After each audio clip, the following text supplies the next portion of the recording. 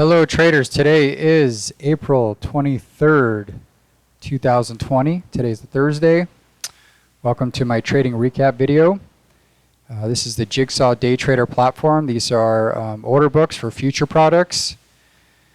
From left to right we have the Ultra Bond, then we have the 30-year, in the middle is the 5-year, second to the right is the 10-year T-note, and then all the way on the right is the E-mini S&P, and in a preferred market, the E-mini, when the E-mini sells off, these products over here on the left, these fixed income products, they all bid up, and vice versa. So when the ES bids up, the E-mini S&P, when that bids up, all these other products are supposed to sell off. So this is all just trading on order flow. There's no charts, no indicators, and nothing like that. As you can tell from the overnight profile, it's pretty much a trader's paradise here. The 10-year has basically been trading value to value range all night, and pretty much traded that way all day today. It was a really, really good day for trading. Didn't really have to read the order flow all that much, to be honest. Just sort of sell the tops and buy the bottoms. There was one instance where I really kind of saw something that stuck out, and I'll point that out when it comes along. But this first trade here is in the 30-year, and you could see that's the second one to the left. And we're pushing into the highs, and you can see some pretty decent size on the offer. It really doesn't mean much, but the fact that it's just been lingering here at the top and it hasn't really punched through yet, that kind of gives me an indication the sellers are absorbing a little bit, and that's kind of enough for the 30-year for this product for me to just kind of take a shot, try to get filled, and see if it'll fall in a couple ticks. Trying to get filled at 24. I can see the Ultra Bond all the way on the left. That's usually a leader for the 30-year. Excuse me, and that's already kind of down, selling down off the top. I see they all fall in a few ticks, so I decided to pay up a little bit, get filled at 23. Try to. And as you'll see here, I don't want to pay up too much. You'll see exactly why here in a second.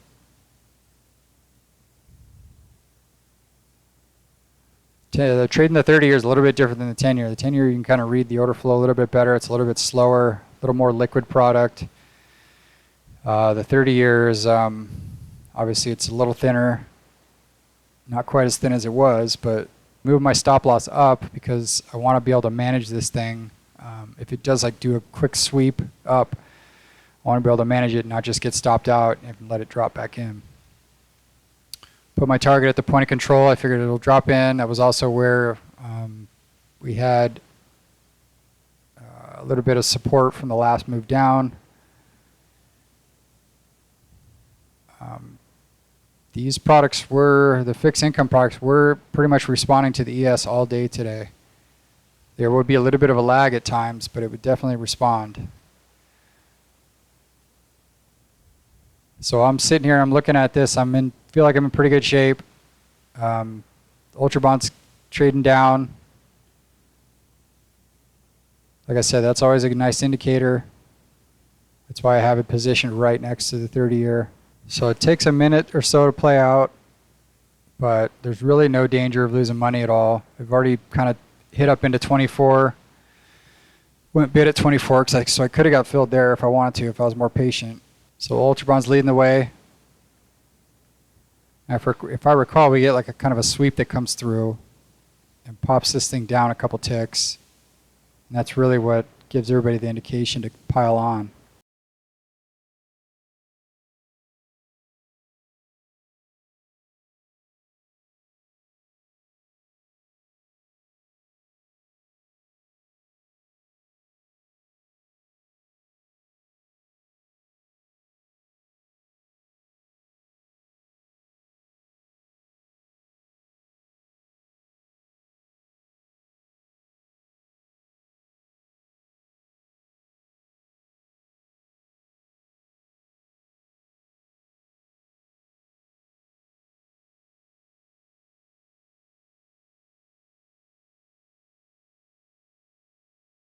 The 10-year and the 5-year ticked up a little bit right here, and I thought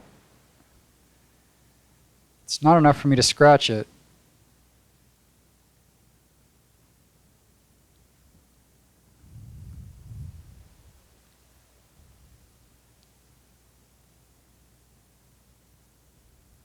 Though I thought about it, you could tell.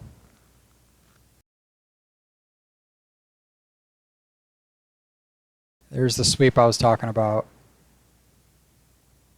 So now I know I'm in really good shape, and I'm figuring everybody's going to start piling on now.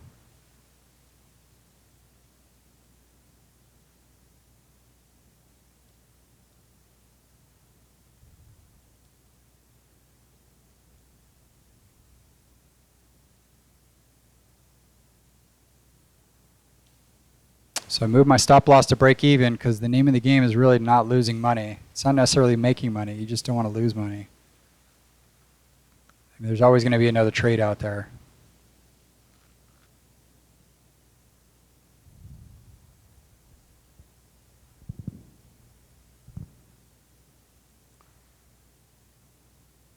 So I guess it takes a little bit longer.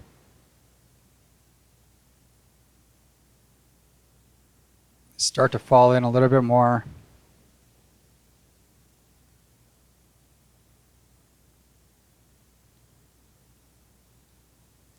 The offer immediately pops up. There's another drop in. That's good.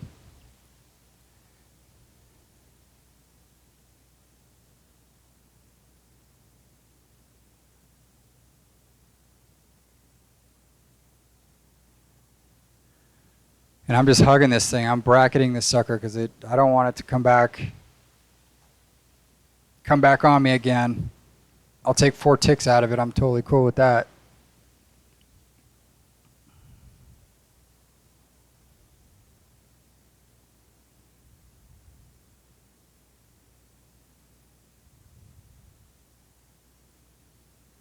So as soon as I lose any sort of momentum on this sucker, I want to just pull it off. And it did eventually get down to my target, maybe a tick or two below it, but it took forever. It took a long time to get there. There's a lot of back and forth at this level. It might have backticked a couple, but it got down there. So that was trade number 1 today. Trade number 2 wasn't until about 10:30. I think I was in the backyard working out, but I came back in. I saw it was trading up at 40. That's kind of where it stopped a couple times previously, the 10-year. And so I just sort of took a shot at it. Like I said, this is trader's paradise. Not really concerned about this thing blowing through the highs. The ES is definitely kind of bidding up. So it's giving me a little bit of support. So this thing fell in pretty well. In fact, all day long, it just sort of fell in pretty well, both sides, the 10-year. Like just stacking and attacking pretty much all day. So again, I got my target at the point of control. I figured we can just, at the very minimum, we can get back there.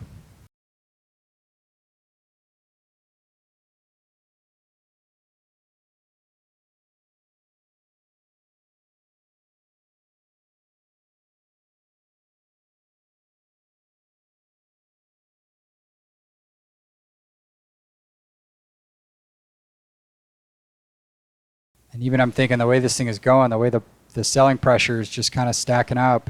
I even thought about deleting my target.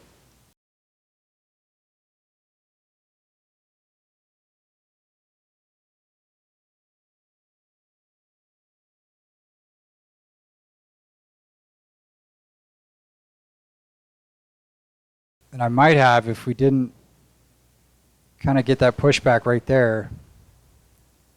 Right there, I should have been working an exit on this thing.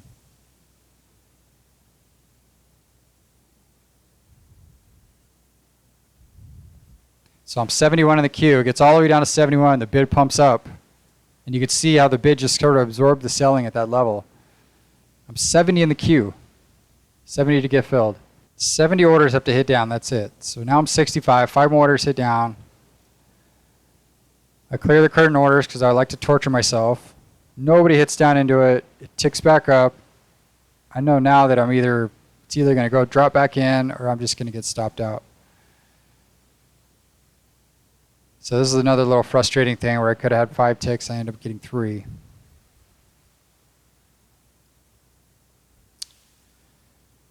So that was a little frustrating, but I'll take it. On to the next trade.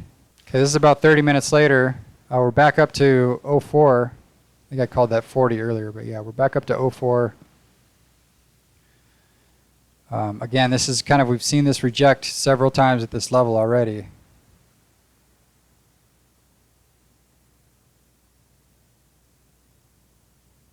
Try to give it some time, thinking maybe 45 if it gets up and gets me,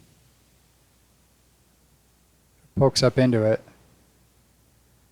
But you can see the profile step sort of developing there. It's, 28,000 versus 10,000 versus 15. So it's been rejected there pretty aggressively several times already.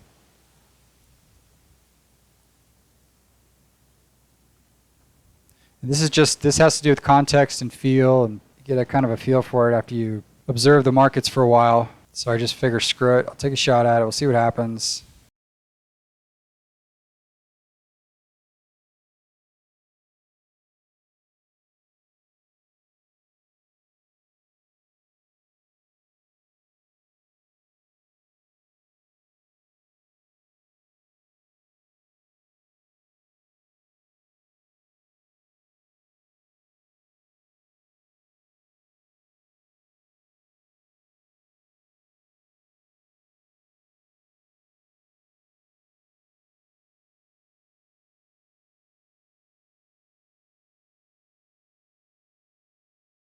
I gotta admit, I was a little bit nervous at this juncture, just because the Ultra Bond and the 30-year were bidding up. Earlier, they'd done this little short squeeze thing where they popped up, up to evens and dropped back in, and the 10-year didn't even get above the overnight high. I think this is the high, other than the overnight, I think this was as high as it got.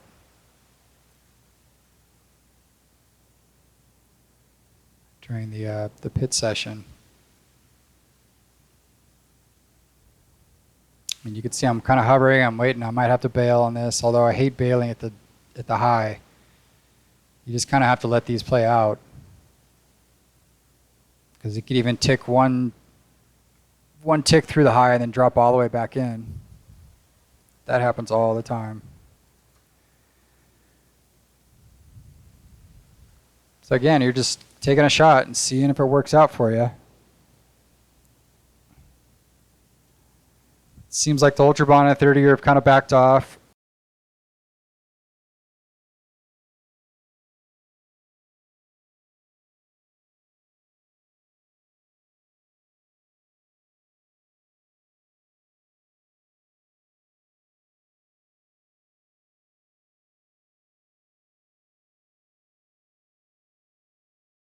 So this takes a little while to play out. It just sort of falls in, and I'll fast forward this until we get to the part where I cover. So on this one, I ended up just taking one tick, and I think the reason, if I recall, was that I was using my basis for entry on that thing as the ES was bidding up. I think as it started to fall in, because the ES had bid up quite a bit, like over 10 handles. And we'd only fallen in like one tick or two ticks. So I think I used that as my basis for entry, kind of, and as soon as it started to fall, like drop back, that's when I decided to just take the one tick out, because in my mind, you always have to keep your kind of basis for entry in mind, and if that kind of fades or goes away, then you need to exit the trade. So the next trade was all the way at like 12, and I'll show you. I wasn't really planning on taking another trade. What's happening is I saw this. This is kind of where we had rejected previously a couple more times, and I saw you could see all the way over here on the right, at that level you can see there's 11,000 sell orders and 10,000 buy orders. So basically we had traded 21,000, 22,000 at that level just in the last, 20 minutes or so. So I knew that they were putting up a bit of a roadblock there. If this volume profile didn't exist, you would see it. If it was brand new, if it was fresh, you'd definitely see a big shelf right here. So for some reason they decided to put that up. So I said, screw it, I'm going to take a shot at it. That's why I like to refresh this the the total at bid and ask over here on the right. That's why I have that up for exactly this reason. And I said my risk is what, 2 ticks? Like, okay, if it trades all the way back up into the high, which it pretty much did, you know, that's a good risk reward as far as I'm concerned. And the Ultra Bond and 30-year bid up too. So I just kind of jumped in, had it scramble a little bit, stop what I was doing, watch this kind of play out, and it really turned out really well. So I kind of got lucky on this a little bit in the sense that I was able to, I was half paying attention, and I recognized that, and I said that's something to act on, in my opinion. It's definitely worth a shot. And especially you'll see here as the ES starts to really take a dump, and that kind of bailed me out. I mean, I think this would have got there anyway, but the ES falling in the way it did, it had this kind of sell-off into the close, and that definitely helped out with getting this thing to kind of plow higher the way it did.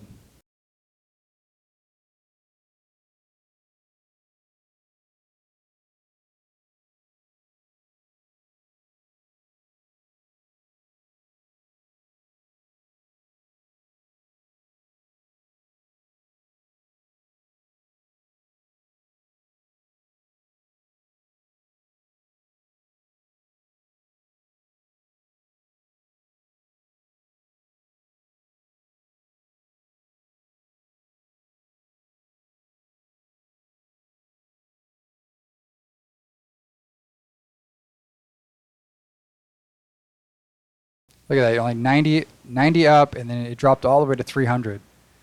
So there's nothing there. There's no reason why they can't take out that level. It's all just spoofing. There's nothing there. So I'll fast forward this until we get to kind of where I cover it.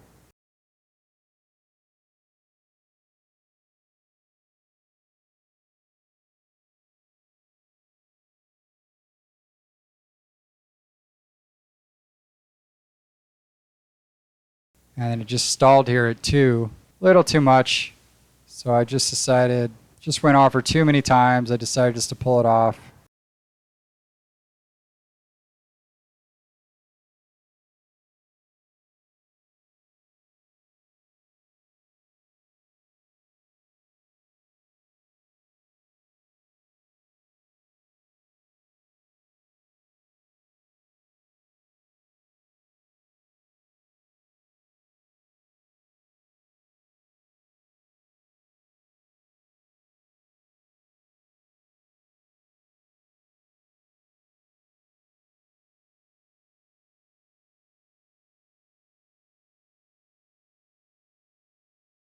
And it actually does go all the way up into the highs, and then it sells back down again. So I had to actually take off. I had to be somewhere.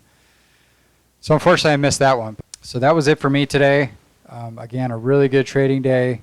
Very easy to read. I love these profiles, the 10-year when it comes in like this. It's just, you just buy the bottom and sell the top. I don't think we violated the overnight high or the overnight low all day.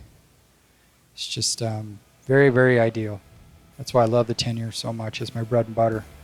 Every now and then I trade the 30-year, but for the most part it's all about the 10-year. That's it for today. Happy trading, and let me know if anybody has any questions.